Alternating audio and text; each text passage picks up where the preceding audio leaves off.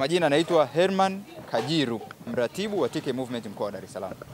Issue ya serikali inayoitwa Taifa Letu Organization au Taifa Letu Kesho Yetu Movement, TK Movement mkoa wa Dar es Salaam. Tumekuja na programu ya uzinduzi wa jukwaa la uchumi wa kijani kwa mkoa wa Dar es Salaam tulilolipa jina la Ilala ya Kijani, ambalo linafanyika leo hii katika viwanja vya shule ya msingi Chanika, kata ya Chanika, wilaya ya Ilala, mkoa wa Dar es Salaam.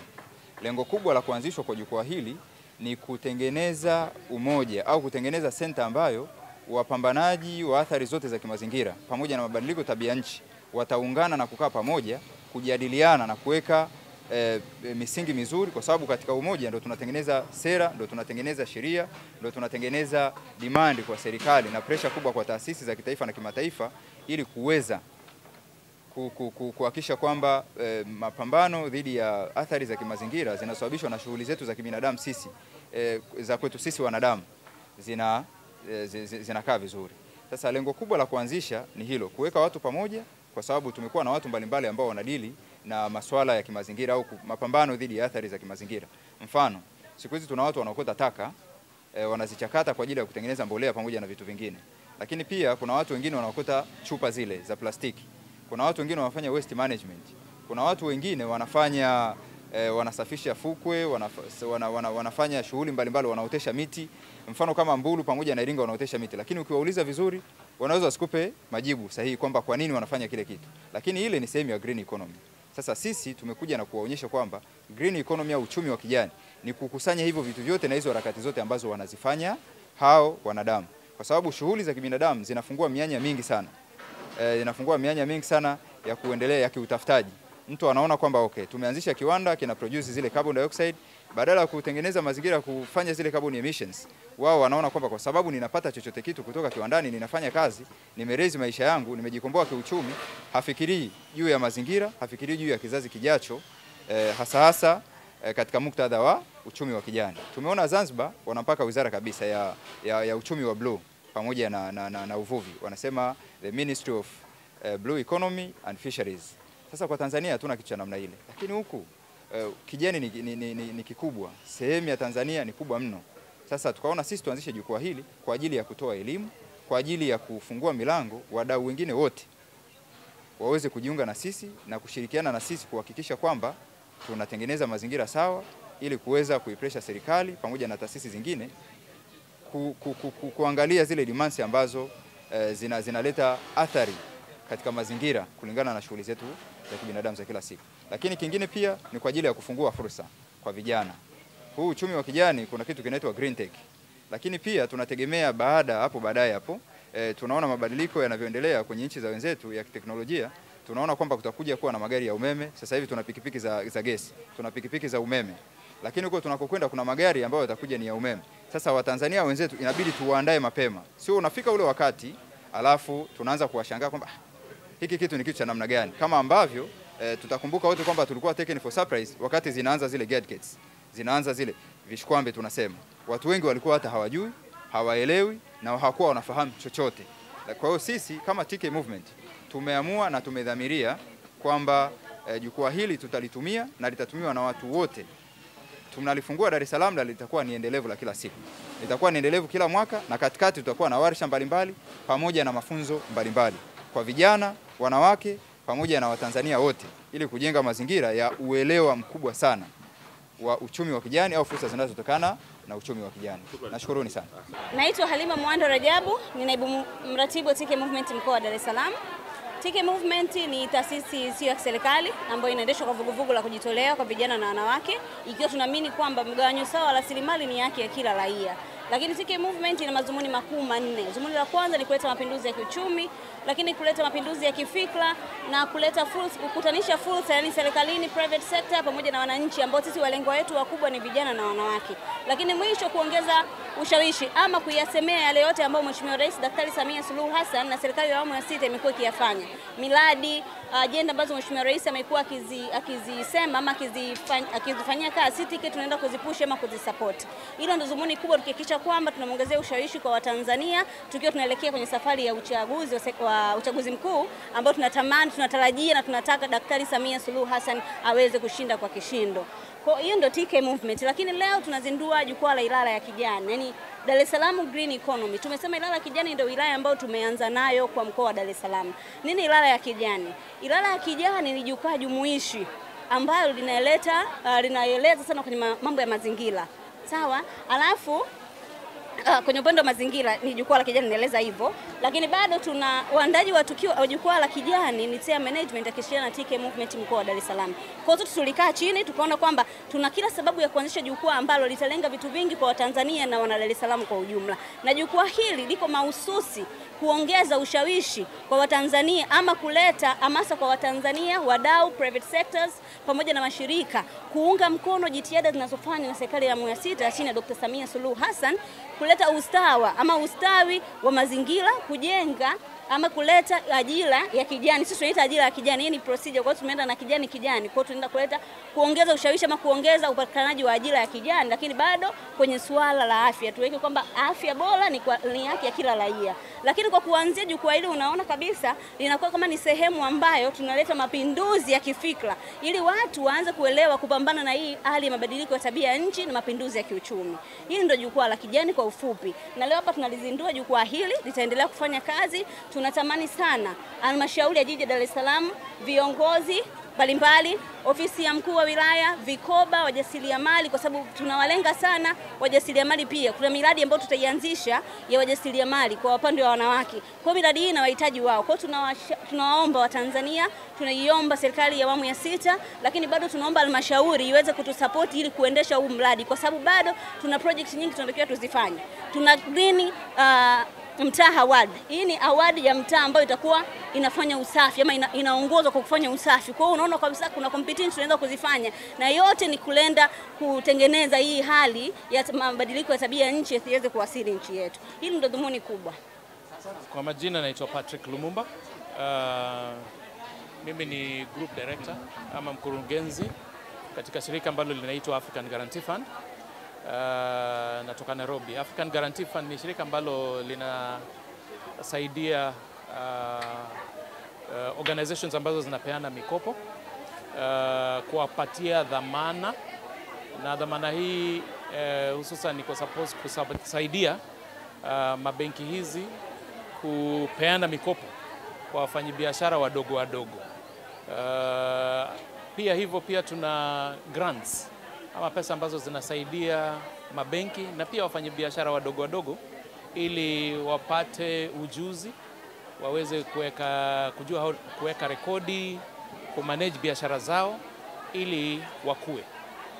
Hiyo ndio jambo la muhimu, na kitu ambacho tumetuleta hapa ni kuwa sisi ni partner wa Ilala ya Kijani, na hususan tunapenda objective ya initiative hii kwa sababu kwanza inahusikana na wakina mama na vijana na mazingira. Hizo ni vitu tatu ambazo ni za muhimu katika African Guarantee Fund, because wakifanya biashara lazima wahakikishe kuwa mazingira wameiweka iko conserved vizuri kwa sababu ya kesho. Jambo la muhimu ni kuwa pia kuhusu wakina mama. Tunajua sisi wa Afrika tunatoka katika patriarchal society. Mwanamume ndio kusema, mwanamume ndiye ana title deed, na hiyo inafanya kina mama wakose jinsi ambavyo wanaweza pata mikopo na kujiendesha. Kwa hivyo kwa hapa pia ni kuzidi kuambia stakeholders kuwa tusaidia kina mama nao wainuke, kwa sababu pia ukisaidia kina mama waendeleze biashara zao, jamii itaendelea. Jambo la muhimu ni kuwa youths, vijana. Saizi tukiangalia ikiwa hapa Kenya, Tanzania, Afrika kwa ujumla, unapata youth unemployment imeongezeka. Na sio vizuri kizazi wa leo na kesho. Na kukiwa na changamoto unapata vijana ndio wanatokea kwa streets, wanafanya jambo ambalo sio mzuri. Kwa hivyo ni vizuri sana stakeholders wote wahusika kuinua vijana ili wapate ajira, wapate kuweka biashara na wajiendeleze. La muhimu ni green, kuweka mazingira iwe conserved vizuri kwa sababu ya kesho na hata leo.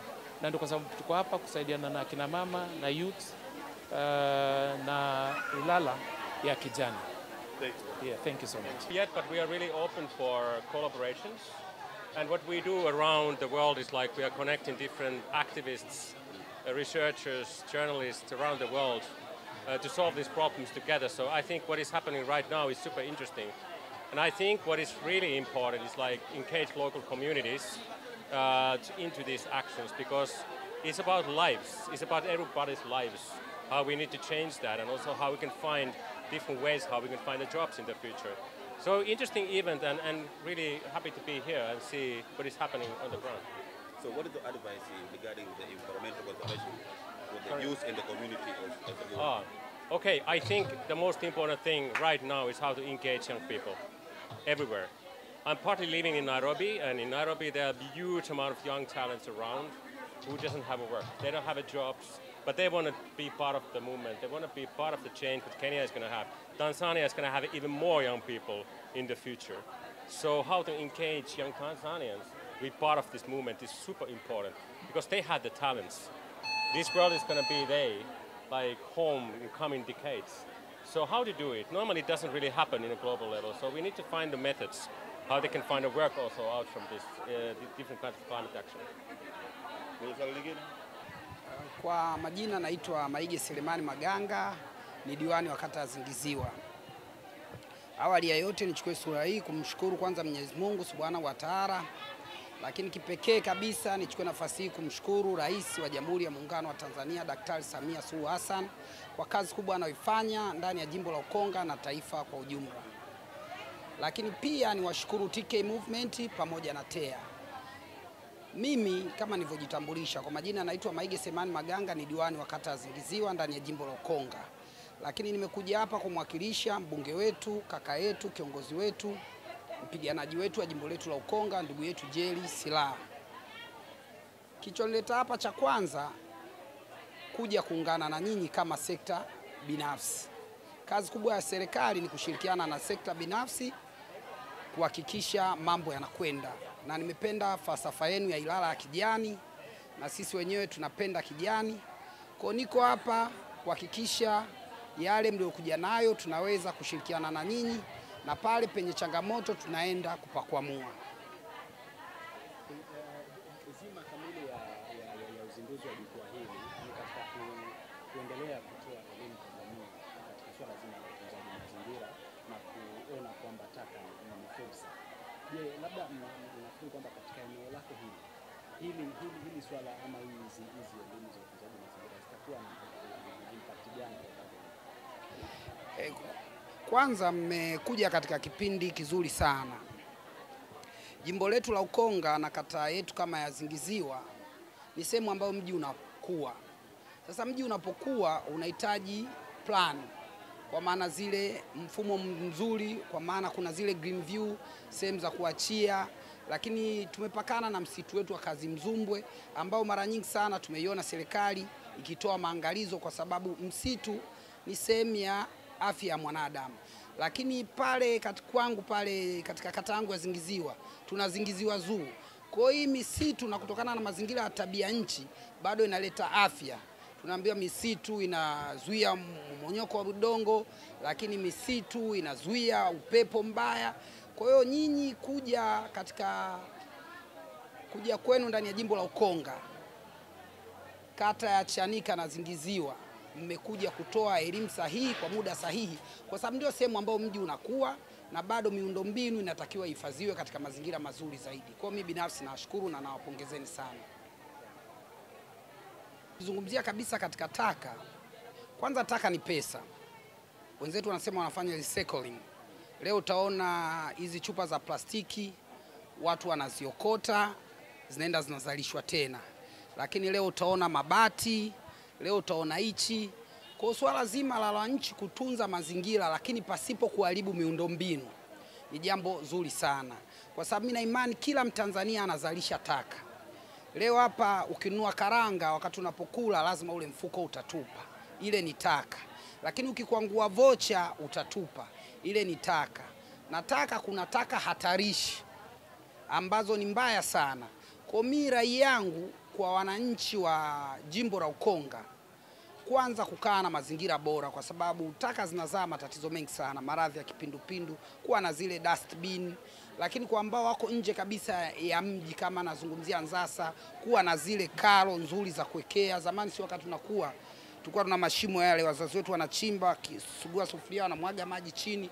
Kwa kuhakikisha zile taka zinahifadhiwa sehemu nzuri, na zile taka ambazo ni nzuri kwa kilimo zinaenda kwenye kilimo. Kuna taka unaweza ukapalia majani yako vizuri, ukayavundika, ukayalonisha na maji, baadaye ikawa mbolea katika sehemu kama ya michicha na vitu vingine, kwa sababu wananchi wetu baadhi bado ni wajasiriamali. Kwa hiyo kutunza mazingira ni jukumu la kila mtu, kuhifadhi taka ni jukumu lishi. Leo naironi ni taka hatarishi. Mnyama anapokula naironi anaenda anakufa. Kwa hiyo bado wananchi wanatakiwa wapewe elimu kubwa sana juu ya mazingira, ya usafi wa mazingira na uhifadhi wa taka.